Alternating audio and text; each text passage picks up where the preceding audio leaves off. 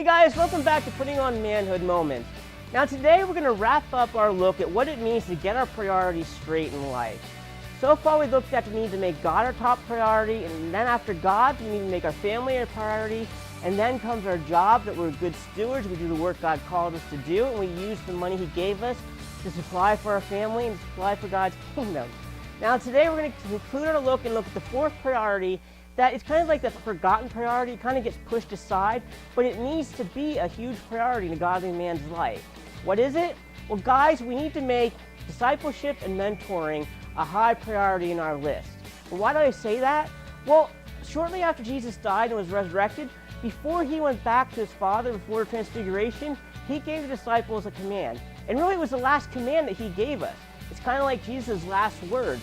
And I'm a huge believer that when people give you their last words, it's what they consider to be the most important thing. And this is what Jesus wanted them to remember after He wasn't with them anymore. And He said to them, go and make disciples of all nations. And He didn't only just tell them to make disciples, but He goes on to say, and teach them. So basically Jesus is saying, make disciples and then teach them how to live for me. And guys, that has to be a top priority in our lives.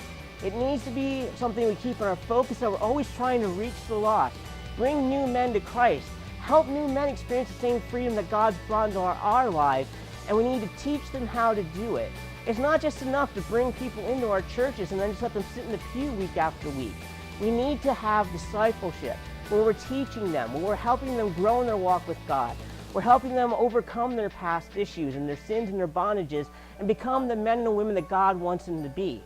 I'm a firm believer that every man needs to have a Paul in his life, somebody that is mentoring him and investing in him. We also need to have a Timothy in our lives that we're investing in, that we're mentoring. Guys, this is a huge part of being a godly man. We're not saved and set free for ourselves. God does it so that we can in turn help other people achieve the same sense of freedom and experience the love of God in their lives. And that's why mentorship and discipleship is so important. It's the last words that Jesus gave His disciples, and it needs to be the first words that come to our mind when we think what it means to serve God.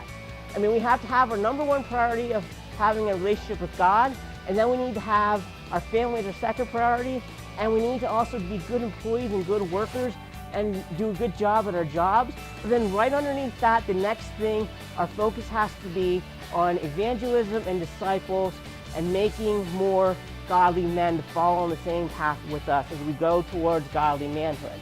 So I just want to encourage you today, think about that and start making discipleship and mentorship a huge priority in your life.